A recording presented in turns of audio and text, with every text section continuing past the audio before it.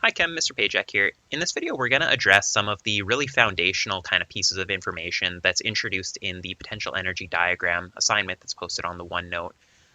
Before we kind of get into the curves themselves, though, I want to make sure that we're all on the same page with some of more of the introductory concepts that are required to really be able to understand that material. We need to know this idea of the difference between potential and kinetic energy, where potential energy is referring to stored energy, whereas kinetic energy is referring to movement. So in the case of what we see on the screen right here, we see this rock sitting on this ledge. We would say that right now this rock has very high potential energy. It's got high energy that is capable or has the potential to do something. It has zero kinetic energy. It's not moving whatsoever, but it has high potential energy. It could do something. So as the rock falls, then it begins to move faster and faster as gravity pulls it towards the earth.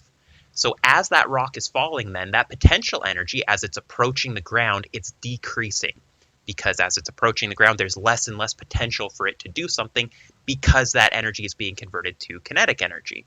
So again, when it's sitting at rest on the top of the hill, high potential energy, zero kinetic energy.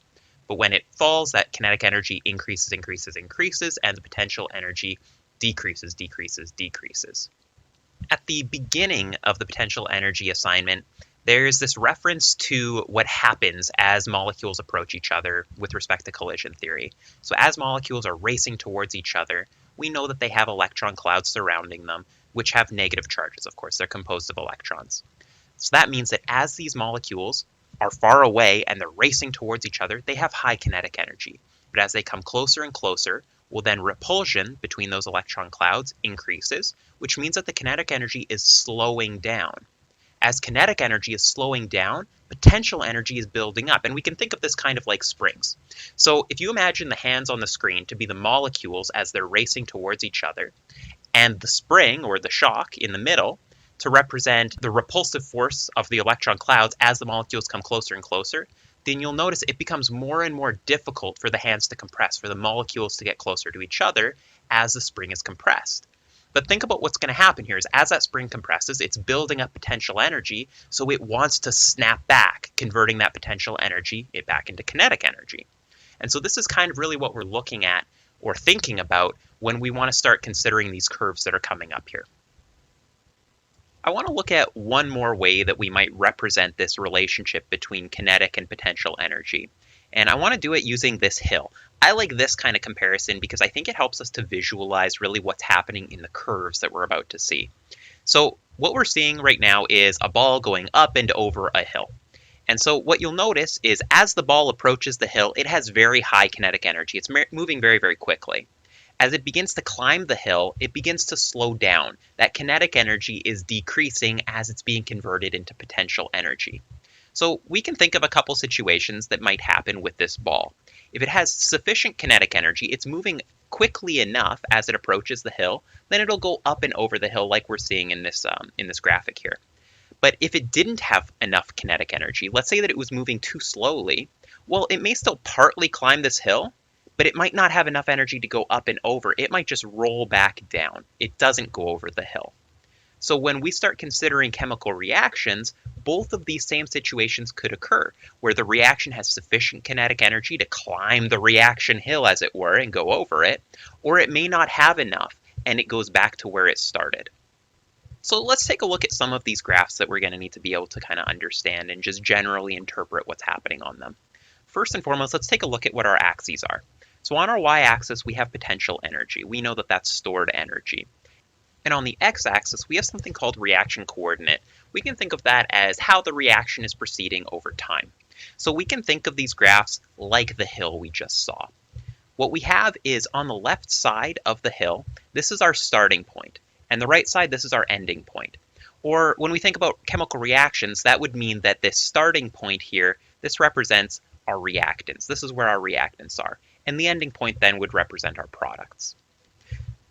We can also determine values of what the starting potential energy of a reactants is and what the potential energy of our products is just by looking at whatever the values on our y-axis would happen to be. So in this case, we don't see any values, but we could imagine that there are cases where we would look at graphs and we would have values corresponding on that y-axis here. And that would mean that that's whatever our potential energy is.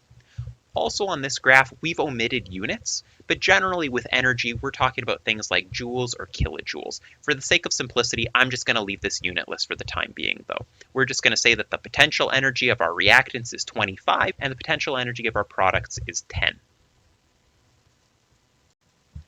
Let's consider this graph with respect to collision theory. We know that in collision theory, reactants are racing towards each other so that they can collide.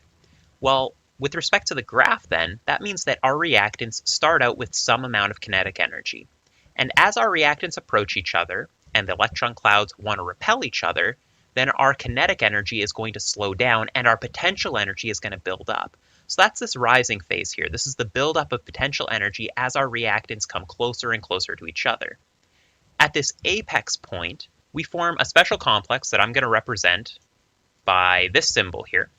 And we call this thing the activated complex or transition state. You can think of this as our reactants are as close to each other as they can possibly be so that they can then become products. So this is our collision point, essentially, where now bonds are being rearranged, broken, and formed.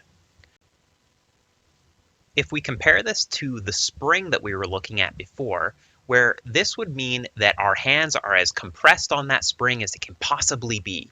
So this activated complex or transition state, it's got so much potential energy in there, like the spring that's so tightly compressed that it just wants to snap back. We can imagine then that this is a very, very unstable state. It will only be in this state for the briefest amount of time before transitioning or converting into products.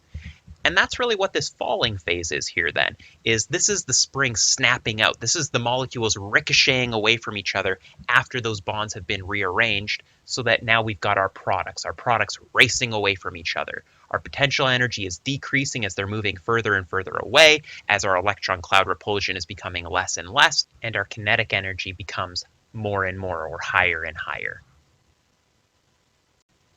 So let's consider these curves with respect to an actual chemical reaction that may occur, rather than just broad terms like reactants and products.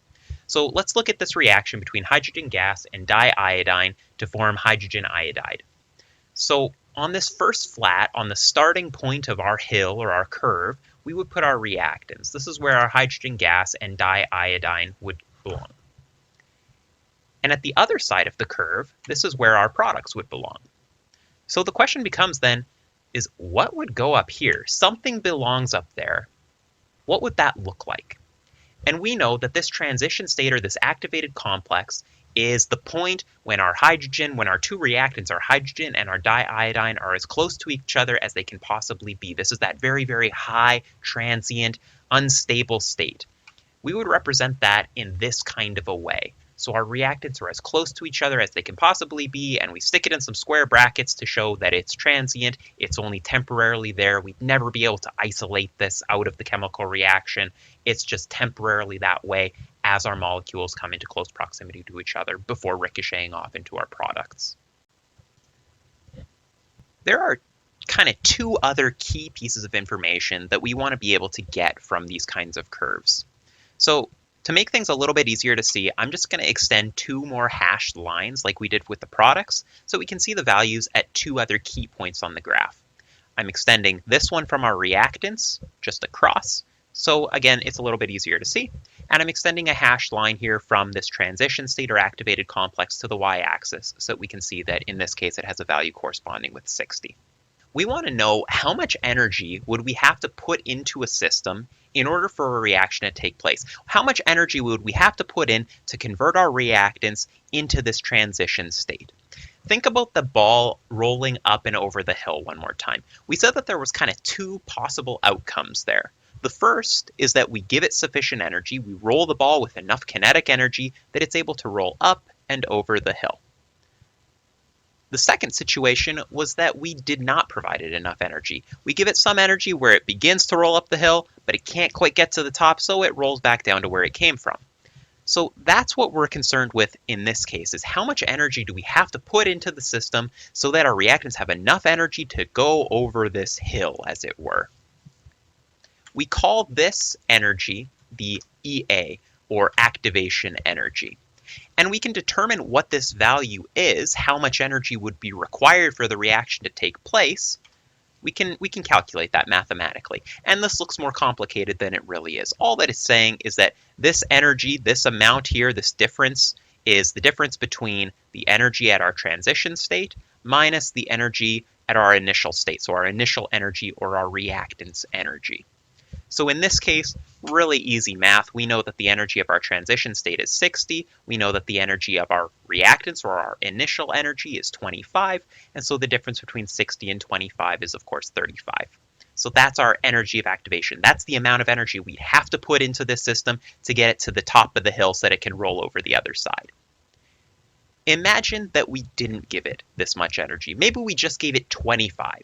So we're starting at 25. We give it 25 so it gets up to about the 50 mark, but it can't get to the top, right?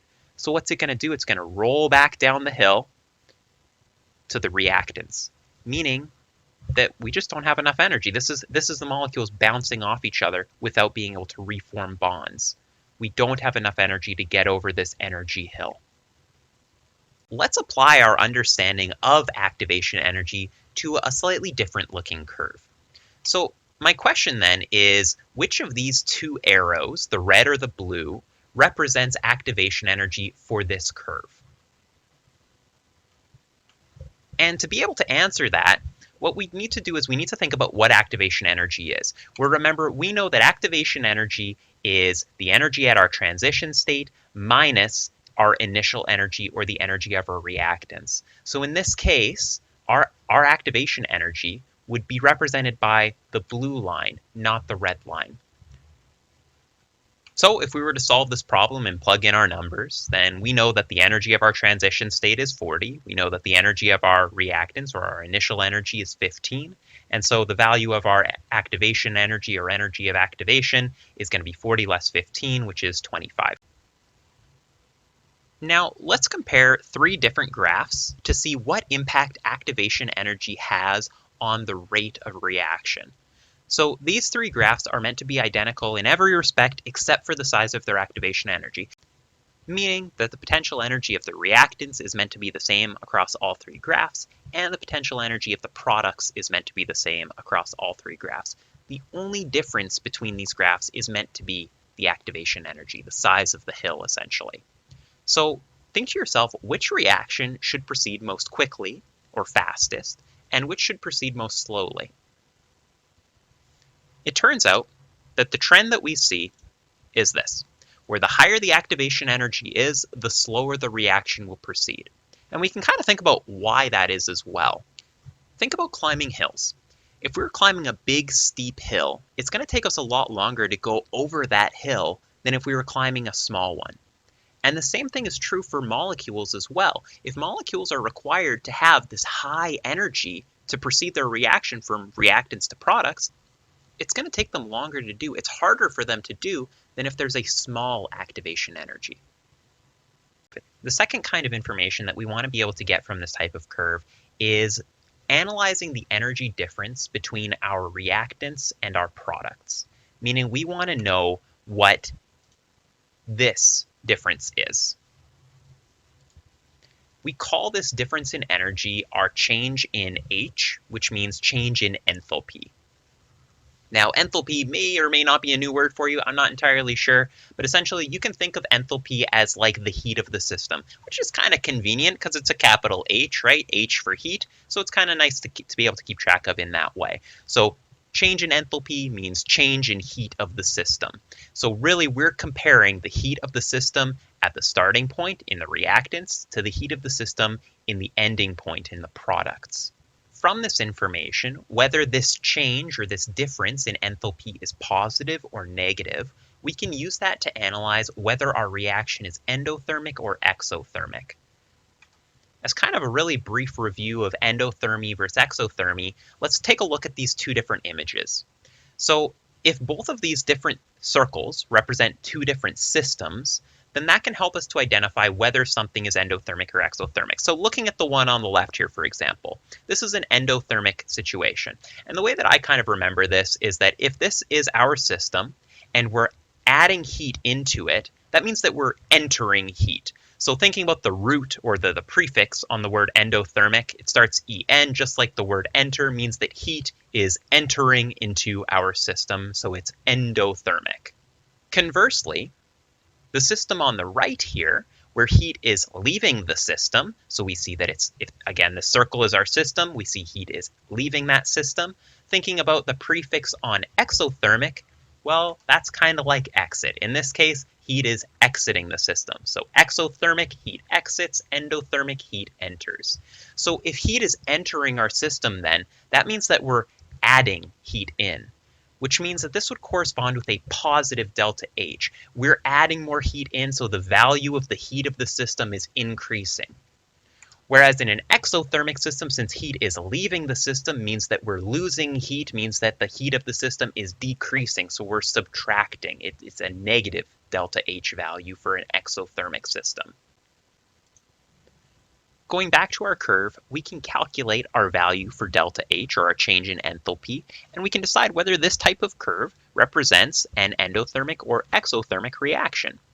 We calculate delta H by saying that it's our final enthalpy, or the enthalpy of our products, subtract our initial enthalpy, or the enthalpy of our reactants. So in this case, that would correspond with our final enthalpy being 25, our initial enthalpy being 15, so our change in enthalpy is 10. And notice that this is a positive value.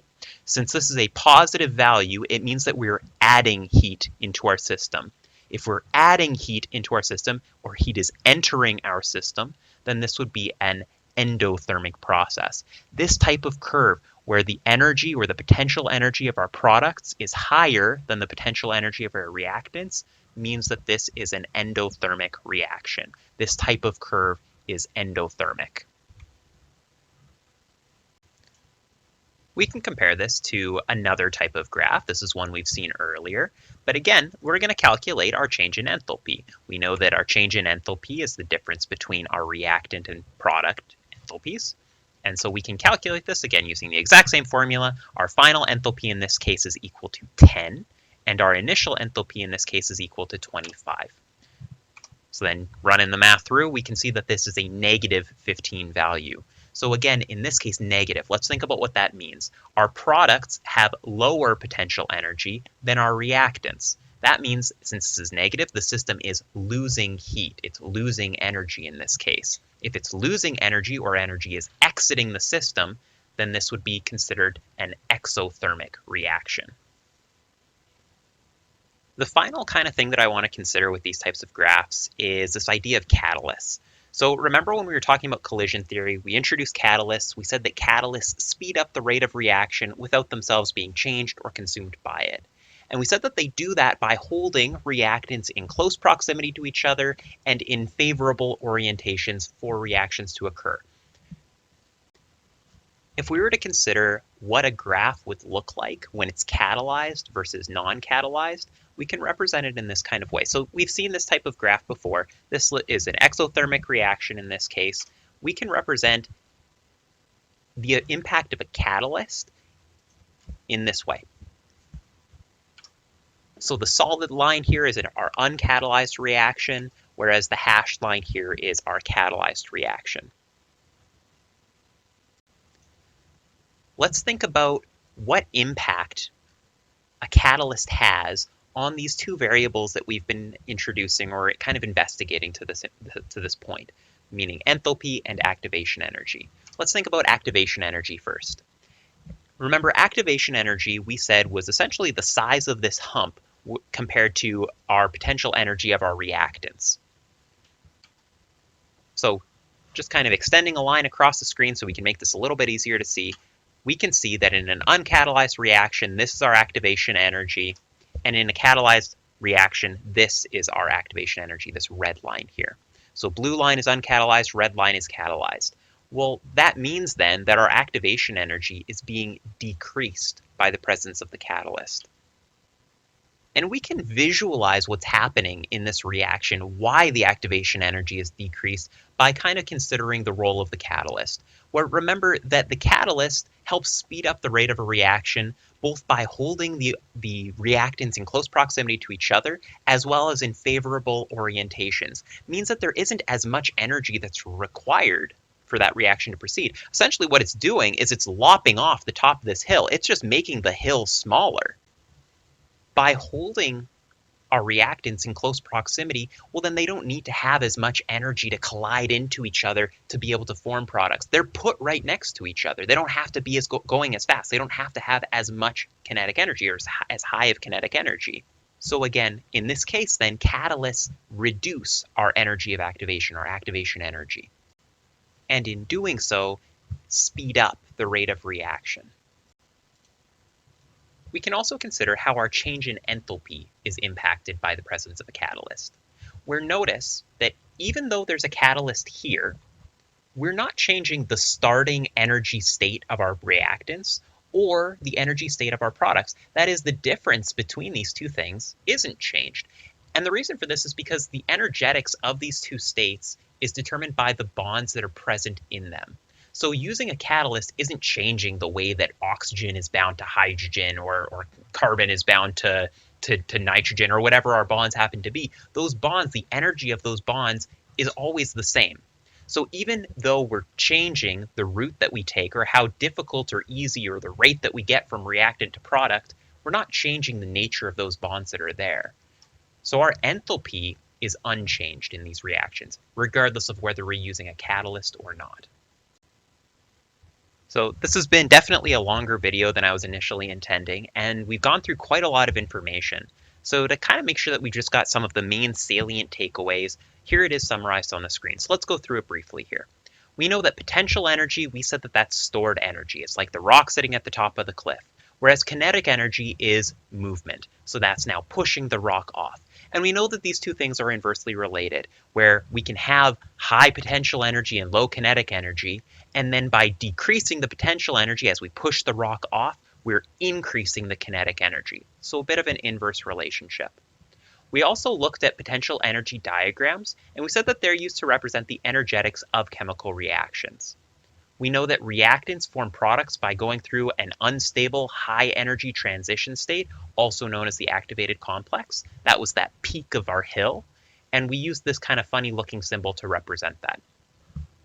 We also discussed activation energy, where we said that that's the energy required to cause a reaction to occur by bringing reactions to that transition state. So that's how much energy we have to put in to essentially get to the top of the hill so that we can then roll down the other side. We said that we can mathematically determine our activation energy by taking our transition energy, the energy at the top of the hill, minus our initial energy, or the energy at the reactants, the energy on the left side at that initial plateau. And we said that the lower the activation energy is, the faster the reaction will be. It's like climbing hills, right? The bigger the hill, the harder it is, the longer it's going to take you. We also talked a little bit about enthalpy, and we said that that represents the heat of the system. We said that we can calculate enthalpy, so change in enthalpy is our final enthalpy, or the enthalpy of our products. Subtract our initial enthalpy, or the enthalpy of our reactants. And we said that this value may be either negative or positive, where a negative enthalpy represents an exothermic reaction, means that we're leaving, heat is leaving our system, we're losing heat, it's becoming more negative. Whereas a positive delta H represents an endothermic reaction, we're entering energy into our system. We're adding energy. Finally, we looked at the impact of catalysts, and we said that catalysts lower the energy of activation. They lop off the top of the hill, but they don't change the nature of the bonds in our reactants or products. So our change in enthalpy is unchanged, regardless of whether we use a catalyst or not.